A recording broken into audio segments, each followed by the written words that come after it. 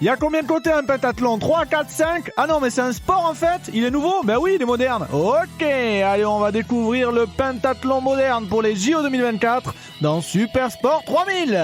Frankly, my dear, I don't give a damn.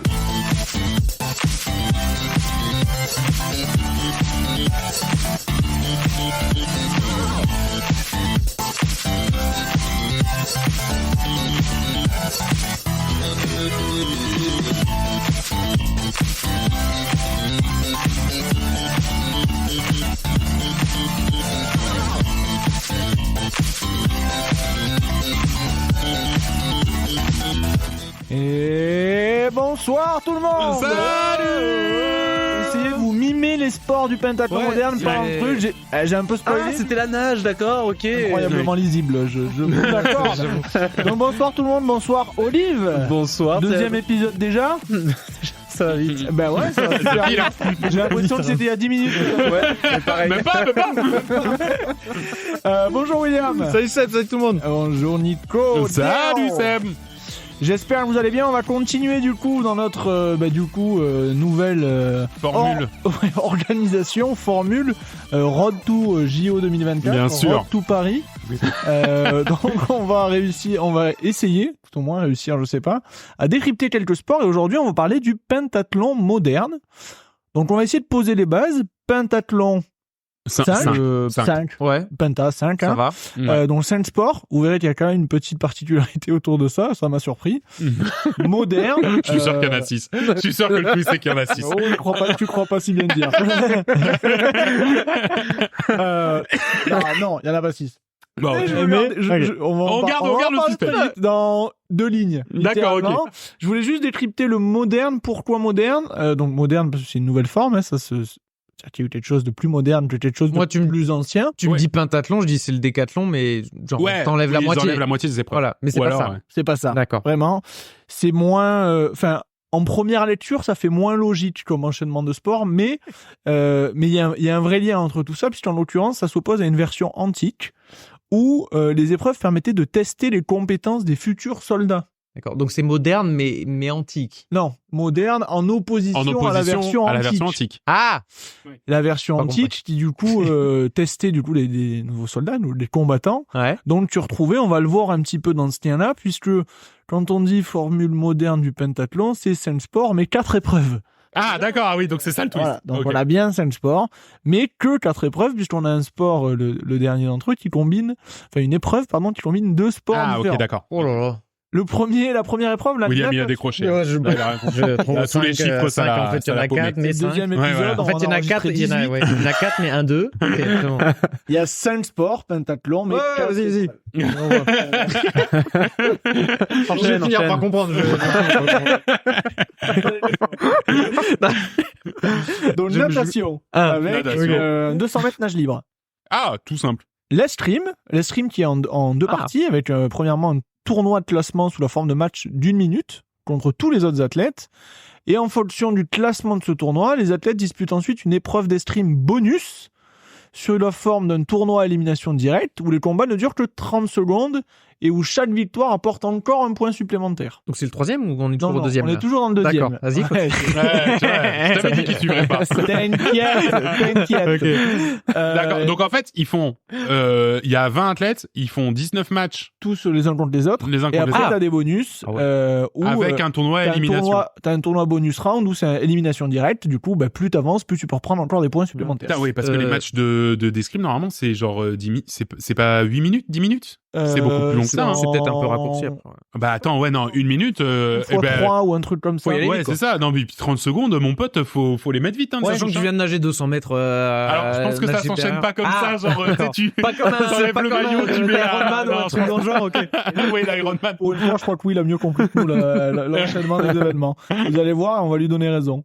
Parce que, l'escrime, en l'occurrence, ce qui est aussi marrant que j'ai lu, c'est que si les mecs ne se touchent pas pendant 1 minute, alors, Ça 1 peut minute, j'ai arriver, du mal à voir, ça peut plus arriver, mais les deux sont considérés comme perdants. Ah, bah Ah. voilà. Eh ben, bien fait. Voilà, Pas mal. Vous aviez qu'à attaquer. Donc natation, escrime, 2 types différents. Équitation, avec un parcours de saut d'obstacle sur un cheval que l'athlète ne connaît pas et qu'il a tiré au sort 20 minutes au début de l'épreuve. 20 minutes avant le début de l'épreuve. Il y en a un, il a jamais sauté de la vie, le cheval. Là, il y a celui-là, il le prend. Vraiment. C'est un poney. Un cheval malade. Écoute, moi, je l'ai rencontré dans le métro juste avant l'épreuve. On a vachement sympathisé. Je connais pas son style, mais c'est vrai que le courant est passé. Et le dernier, donc, qui combine les 2 sports que représentent la course à pied et le tir, puisque c'est la course à pied et le tir, c'est un laser run, où les athlètes, ils enchaînent des phases de course à pied et des phases de tir sur 5 cibles. Un peu à la manière du biathlon, là, sans la neige et sans Martin Fourcade. Mais ça ressemble énormément dans la formule. Mais attends, j'ai entendu laser dans ton truc, là. Oui. Laser, c'est une carabine. C'est laser. pas comme Star Wars. Tu vises des... C'est moi le truc. Attends, il y arrive à faire ça. C'est un laser game en fait. C'est un laser game au milieu.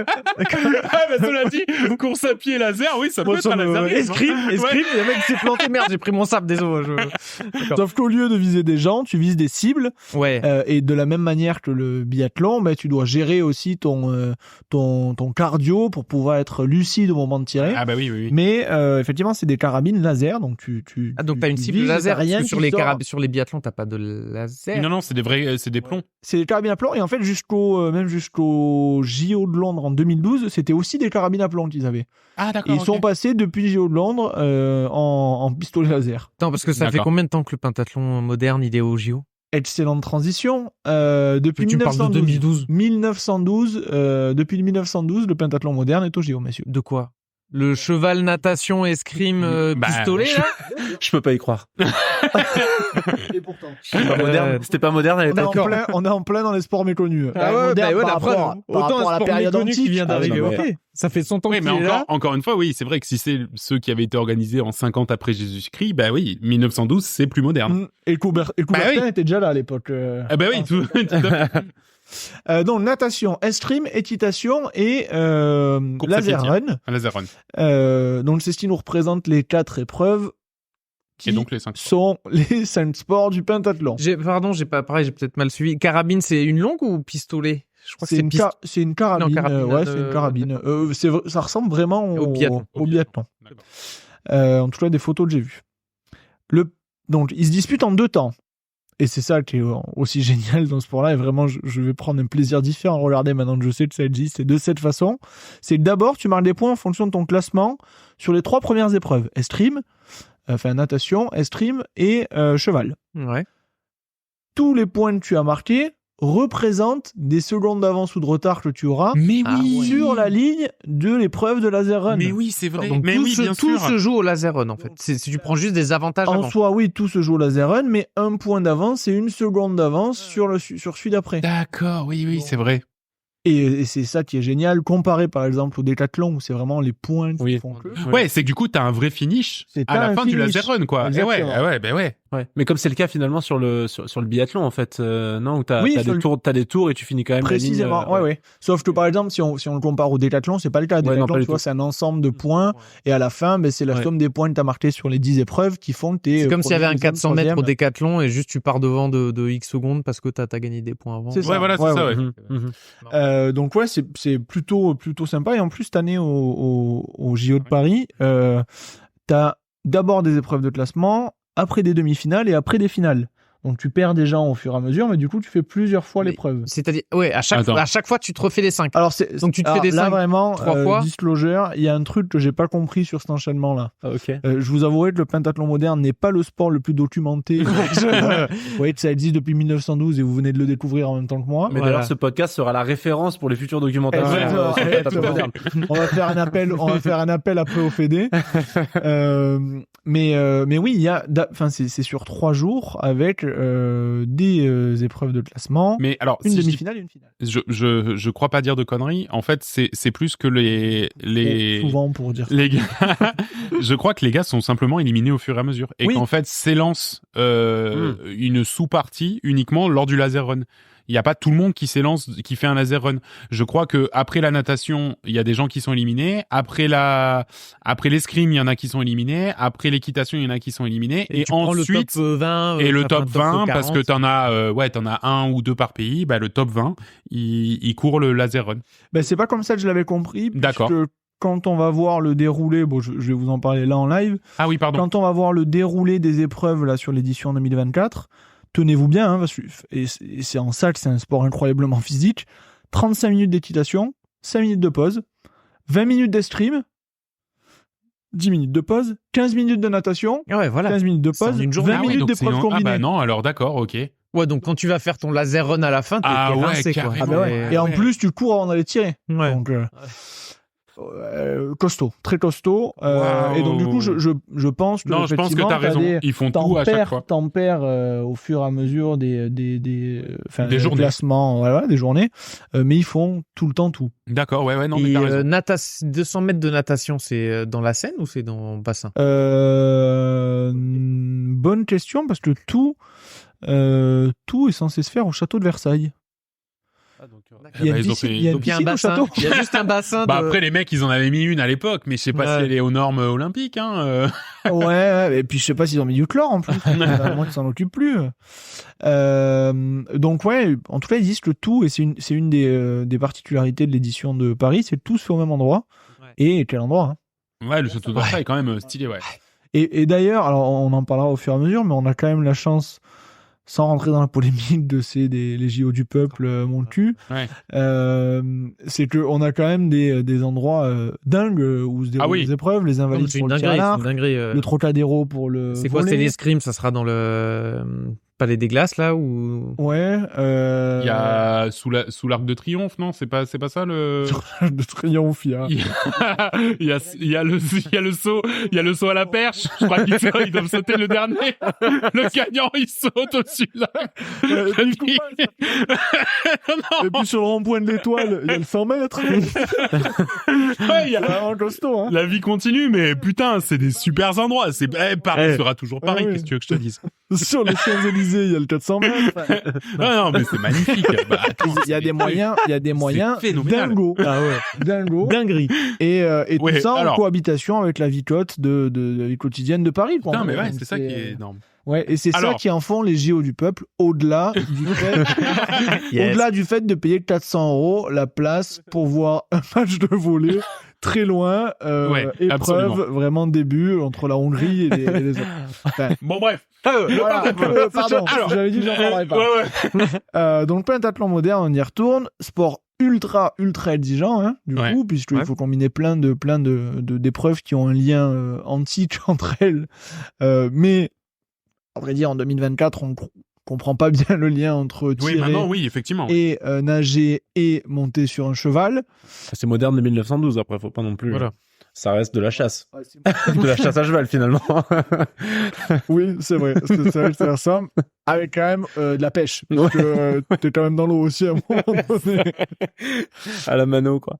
Donc, pour parler de l'univers compétitif un peu hors JO, avant de rentrer dans l'histoire olympique du sport, on a des championnats du monde en individuel, par équipe, avec l'addition de points, là pour le coup, et en relais, et pareil en championnat d'Europe. On a les 3 modes aussi. D'accord, donc c'est un peu... Et tous les ans, sur ces trucs-là. Ah, c'est tous les ans? Oui, c'est ce que j'ai cru comprendre. Ah ouais, je pense que c'est tous les ans. Et c'est combien? Tu disais que c'était en France, il y a des nombres de licenciés, tu vois, tu sais combien de ça? Alors, j'ai pas les stats du nombre de licenciés en France, je suis pas allé les chercher. Par contre, je sais vous dire que le nombre de nations participant à ce sport au JO a augmenté, se stabilise depuis quand même plusieurs décennies dorénavant, mais en 1912, il y avait 10 nations. On est tombé même à 8 en 1920. Et on est aujourd'hui, sur les derniers JO de Tokyo, à 31 nations. Ah oui, donc ça a repris. Ça a quand même augmenté à travers le temps, et on tourne entre 25 et 30 depuis les années 2000. Oui, d'accord, ok. Alors, quand est-ce que ce sport est devenu un sport olympique? On en a parlé tout à l'heure. En 1912, sous l'impulsion du baron Pierre de Coubertin, himself. Le v'là. À l'époque, ils étaient un peu en mode plus tranquille parce que c'était une épreuve par jour. D'accord. Après, il n'y avait pas les mêmes moyens. Hein. Ouais, je pense aussi. Aller au cheval entre l'épreuve de nage et du... donc, pas simple. Et depuis 1996 seulement, ça a été rassemblé sur une seule et même journée.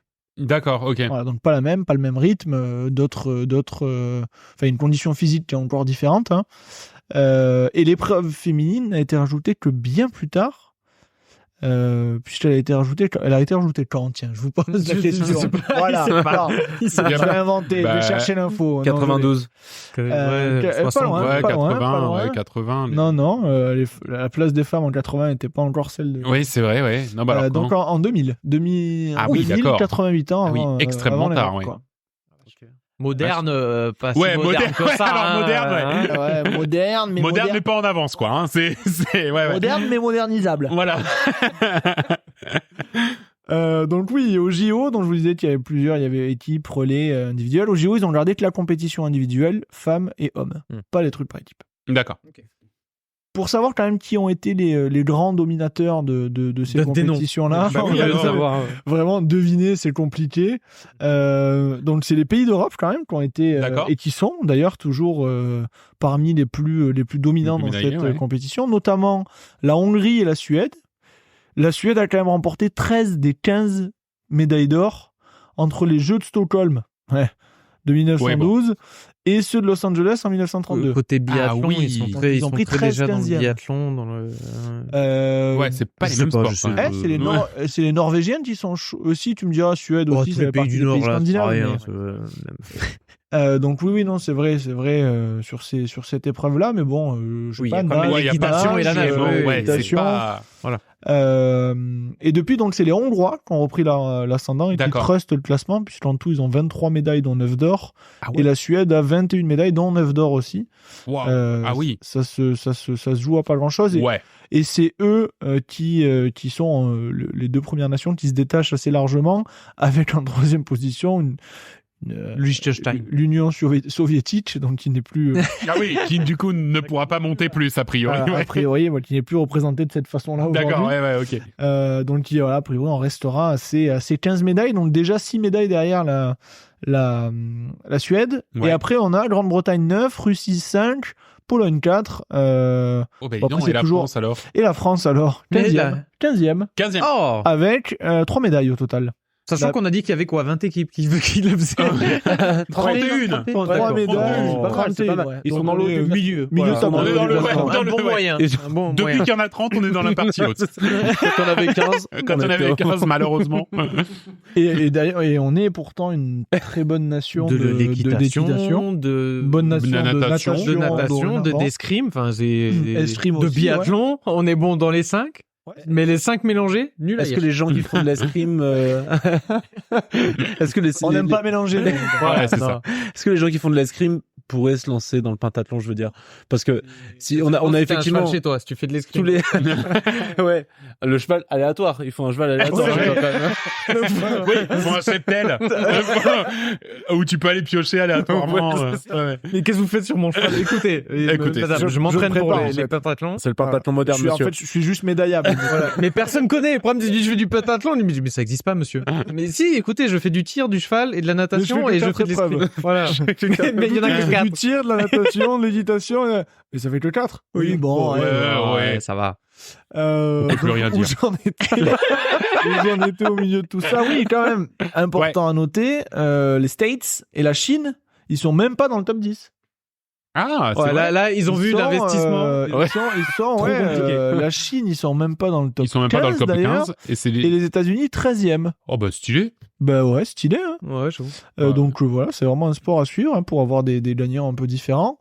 Et d'ailleurs, la meilleure médaille de la France a été gagnée par Élodie Clouvel à Rio en 2016. Eh ben, tu sais quoi, ça me disait quelque chose que c'était récent. Parce qu'il me semblait que récemment, on avait gagné une médaille là-dedans et que j'avais suivi un truc de pentathlon parce qu'il y avait ça, justement. Ouais, donc ça m'étonne pas que ce soit récemment. Mais c'est peut-être pour ça qu'on en entend peu parler, c'est qu'il y a des Français. Mais après, c'est vrai que c'est toujours pareil. Quand on gagne, on en parle, quoi. Ouais, voilà. On a des chances de médaille. On va y venir très rapidement. On a quand même des chances de médaille sur ceux de Paris. Donc j'ai essayé de regarder quand même le top 10 des meilleurs pentathloniens, ceux les plus titrés aux Jeux Olympiques. Des vivants, il n'y en a plus beaucoup. Et des mecs qui ont moins de 70 balais, il n'y en a pas non plus. Donc on ne pourra pas faire... En tout cas, parmi les légendes du pentathlon, elles ne seront pas au JO de Paris. Elles seront peut-être en tribune, mais en tout cas... Place aux jeunes. On n'a pas un mec récent, on n'a pas genre... Qui vient juste de sortir un Mbappé du pentathlon, quoi. Voilà. On n'a pas... Sortir de l'école... UNSS Pentathlon. En tout cas, bah, si, on en aura de ces gens-là, mais pas des gens qui sont depuis 20 ans au sommet du pentathlon et qui trustent toutes les médailles depuis, non. Mais pareil, déjà l'équitation, je pense que c'est un sport déjà réservé à une certaine classe de gens. Alors quand tu veux faire le pentathlon, il faut faire escrime, équitation et tout ça, c'est... Ouais. Bah, l'escrime, tu sais que l'escrime, mon frère en a fait, c'est aussi, ça coûte des sous quand même. Voilà, c'est ça. C'est vrai que c'est que des... la natation le nombre et le tir, de licenciés de pentathlon, je pense, ça doit pas être... Après, si t'as un cheval, t'as une piscine. Faut arrêter. Oui, ça par contre, les maths. Très clairement. Les maths. Après, si t'as un cheval, t'as une piscine et t'as largement les moyens de t'acheter une épée. Complètement. Donc, les JO du 8 au 11 août 2024, au château de Versailles, je l'ai dit. Fin de JO aussi, alors. 8 au 11, c'est la fin. Plutôt fin de JO, ouais. Donc, j'ai redit un petit peu le déroulé. C'est le château de Versailles. Alors, sur les favoris, on y vient tout de suite. La Grande-Bretagne. Grande-Bretagne qui est quand même particulièrement compétitive depuis plusieurs années avec Kate French. Quand même rigolo, hein. Kate French, l'anglaise. Donc, championne olympique en titre et championne du monde 2022 chez les femmes. Et Joseph Chong, champion du monde 2022 chez les hommes. Donc, deux gros candidats. Ah oui. Sur les Français qui sont à domicile, on est quand même pas en reste. On a toujours Élodie Couvel qui est là, médaille d'argent 2016. Donc la médaille d'argent 2016, ok.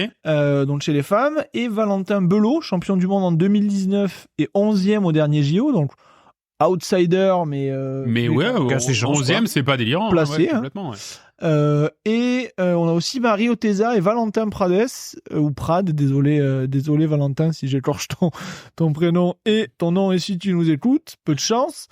Dans le top mais si 10, tu nous écoutes et que tu connais quelqu'un aussi, peut-être que tu peux nous... Voilà. Bah, j'ai dit au dernier épisode que j'ai envoyé un mail, là ça commence à faire un petit moment depuis, mais si. je pense parier sans trop de problèmes, et je pense que j'y mettrai ma main à couper qu'on n'a pas eu de réponse du CIO. D'accord, oui. Donc voilà, si tu peux faire une petite relance au moment où tu nous écoutes, vous nous écoutez, enfin on peut se tutoyer, y a pas de souci, mais voilà, n'hésitez pas, Valentin, Val. Valou. Donc les deux, Marie Oteza et Valentin Prades dans le top 10. Dans le top 10 au dernier JO, donc voilà, matière en progression. Ah ouais, il y a carrément matière, ouais.